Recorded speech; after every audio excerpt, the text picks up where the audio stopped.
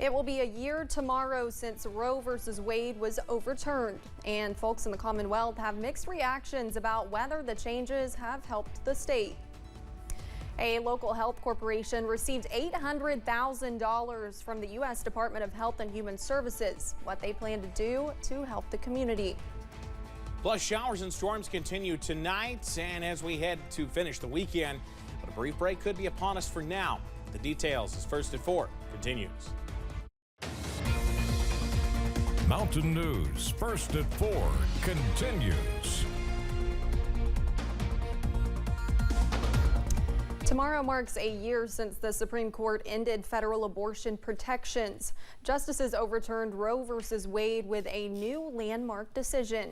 Julia Sandor spoke to those on each side of the topic. Saturday marks the one-year anniversary of the ruling that overturned Roe v. Wade. For anti-abortion advocates, the day last year was filled with joy. June 24th at 10:10, it's been overturned.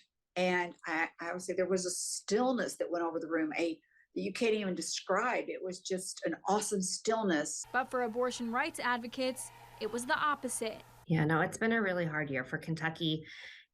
We have seen so many ups and downs with abortion access. Tamara Weeder with Planned Parenthood Alliance Advocates says Kentuckians lost abortion access on August 1st of last year. Since then, she says there's been a variety of emotions surrounding the topic. It's a lot of fear, it's a lot of anguish, it's a lot of desperation.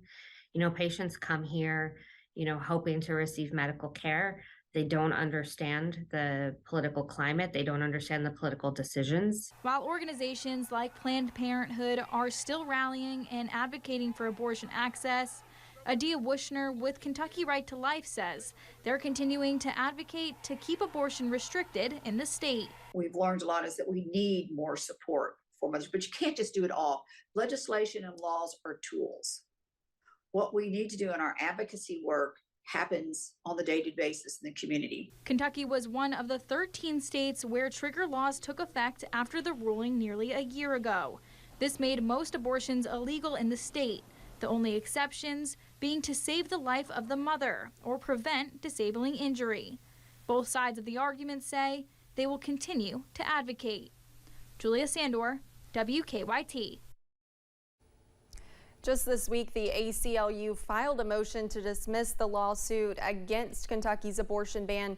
A state Supreme Court decision prompted the move. Justices say abortion providers lack standing to sue on behalf of patients. As the nation nears the one-year anniversary of the Supreme Court's decision to overturn Roe versus Wade, legislators throughout the country are continuing to make decisions about medication abortions. In Wyoming, a local newspaper reports medication abortion will remain legal in Wyoming for now. A district judge reportedly blocked the state's ban on abortion pills.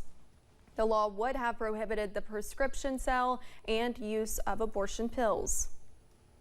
Evangelicals are meeting in Washington, D.C. this week for Faith and Freedom Coalition's Road to Majority Conference. The two-day gathering also marks the first time the biggest names in the 2024 Republican presidential race will appear on the same stage.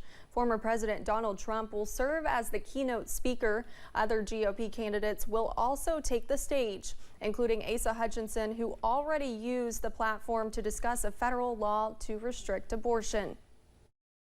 If Congress acts, I will cite a federal law to restrict abortion as well as President of the United States. As President, I would fight to make sure taxpayer funds are not used to support abortion. Other candidates set to speak include former Vice President Mike Pence, Florida Governor Ron DeSantis, South Carolina Senator Tim Scott, and former New Jersey Governor Chris Christie.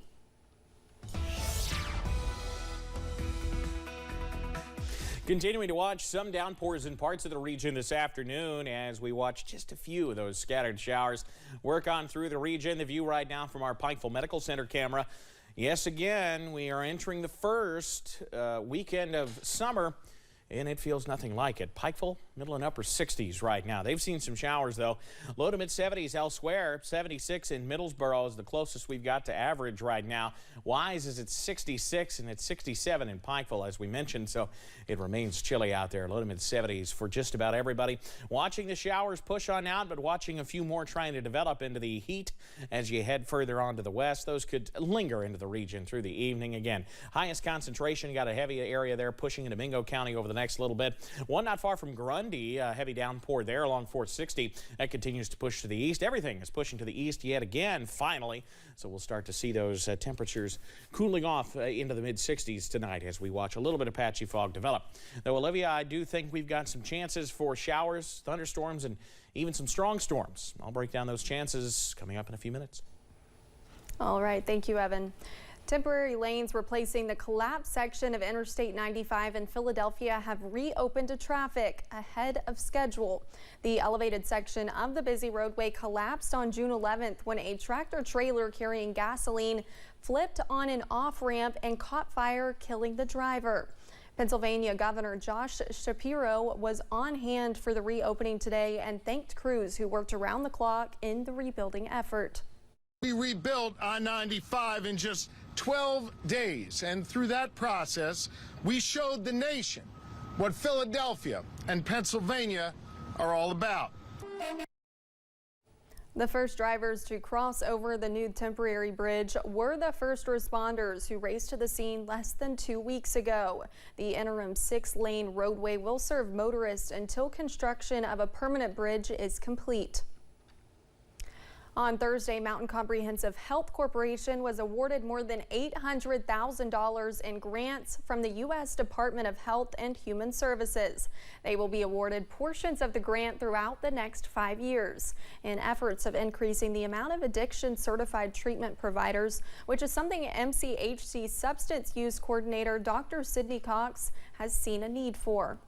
In southeastern Kentucky, we are at a shortage for substance use specific providers, which is in stark contrast with the need.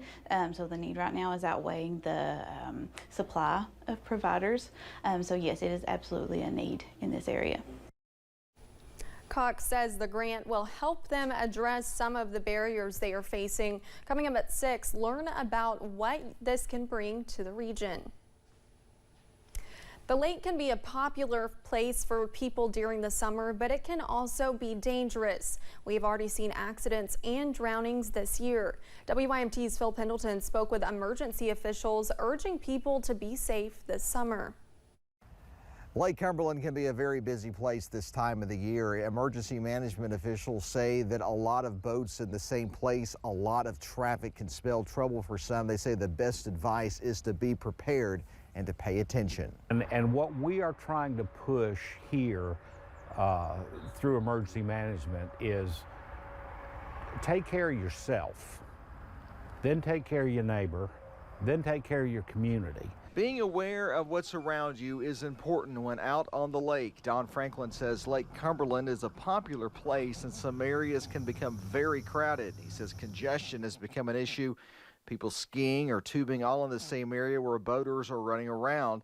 He says it's very good to have a spotter to help them navigate. And all that's great, but somebody needs to watch for other boaters around them, you know, where they are going, as well as anticipating what another boater may do that may or may not be paying attention. Officials also say that you always need to have that life jacket on when you're out in the water. There have been a number of drownings in Kentucky lakes this summer, and they say that even if you do know how to swim, you believe you can get across a body of water. Put that life jacket on.